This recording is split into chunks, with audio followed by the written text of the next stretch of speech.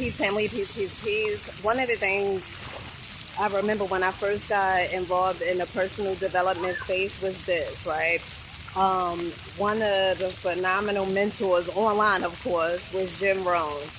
And one of the things that I held on to so tight was this. He said the difference between the rich and poor is, and of course, Jim Rohn, he didn't grow up with a silver spoon in his mouth.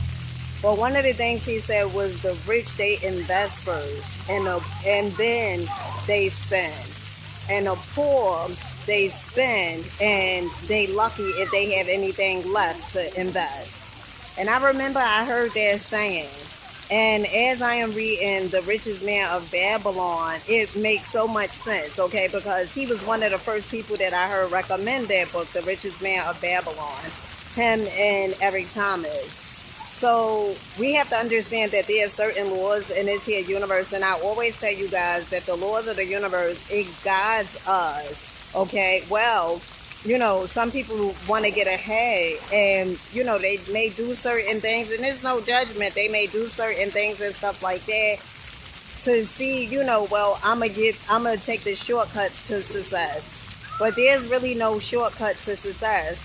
Another thing that I got from Jim Rohn was this. He said, if you work harder on yourself than you do on a business, he said you will have profits as opposed to wages.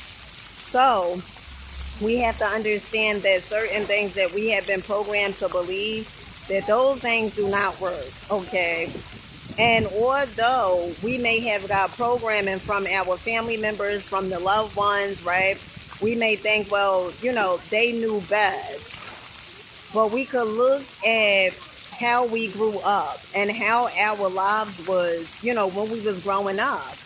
And I don't know about the next person, but I know for me, it's like, after you start experiencing certain things in your life, you ask yourself, do you want to keep on going through the same exact thing that your family had programmed you to go through, right? And I always say our family did the best that they knew how to do. And, it's up to us if we want to change and do something different. And so with that being said, the next clip is finna play. Peace. Peace, family, peace, peace, peace. So, you ever read a book and when you was like close to the end of the book, you was like, darn it, right? Like, you almost finished it. Well, this is one of the books I feel that way about, okay?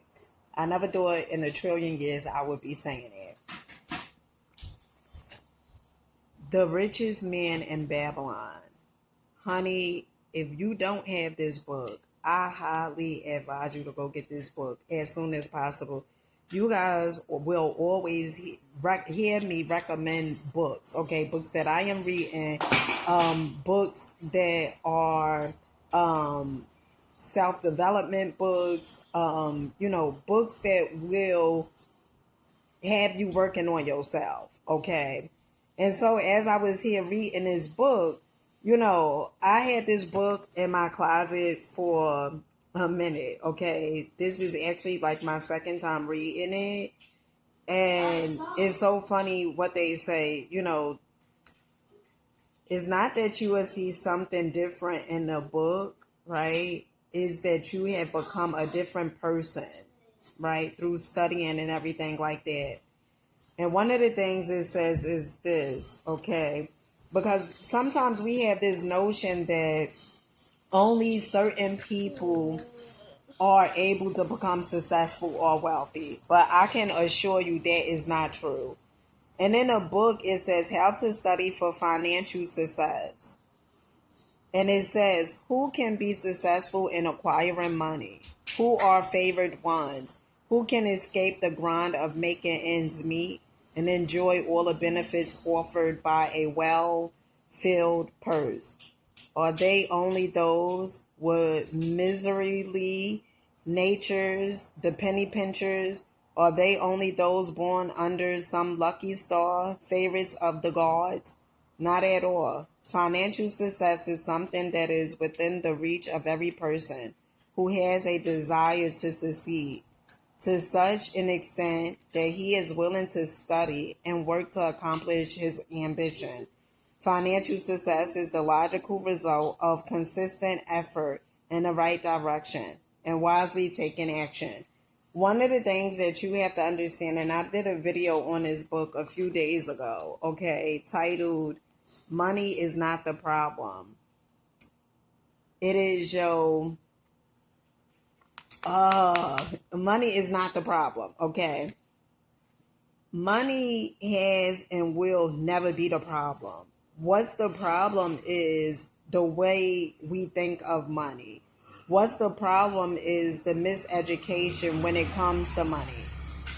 The problem is us not having the knowledge, right? And the only way you will get the knowledge is through study.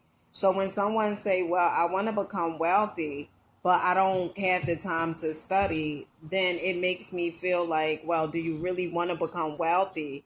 Because if you don't have the time to study, how are you going to go against that belief system that you have been programmed? Okay, many people have a belief system that money is evil. Okay, and it brings me back to my next thought that if money is so evil, then why are you going to work a 9 to 5 or work 8 hours for the thing that you say is evil? Okay, you will always hear me say this. Money is just a tool. Money just amplifies exactly who you are and who you were before the money, okay? Money is also energy, all right? The energy that you put into it, that's what money is. Also, money is looking for a good place to stay. So if you're a person, I got a few things out of this book, okay? A few lessons. And one of the things it said was live off save 1/10 of what you earn. Okay, 1/10. So 10% of what you earn, it should go towards an investment or something. Another thing that I got from this book was 7/10 of what you earn, you should just live off of. Okay, and the rest, all right, you could do, you could spend it or whatever, but 7/10 of what you earn, that's what you live off of, and 1/10. Those are like the key points. And also is a affirmation that's in here that it talks about. It says, a sum of what I earned is mine to keep. It also talks about paying yourself first. I had an ex who always would say he'd pay himself first. And I would just look at him like, you so cheap and all this other stuff. But he was very versatile when it came to his finances. And I didn't appreciate it at that time. But, now that I am in a different space, okay, and reading and doing the work on myself and stuff like that, it just amazes me to appreciate certain lessons that, came into my life. So with that being said, make sure you guys go get this book, okay? If you want to start working on your finances, it's so many Jews in this book. So many. The Richest Man in Babylon. And if you are in a personal development space, I'm quite sure you have heard many successful people recommend this book, okay? And with that being said, I love you guys, and I'll catch you guys on the next one. Peace.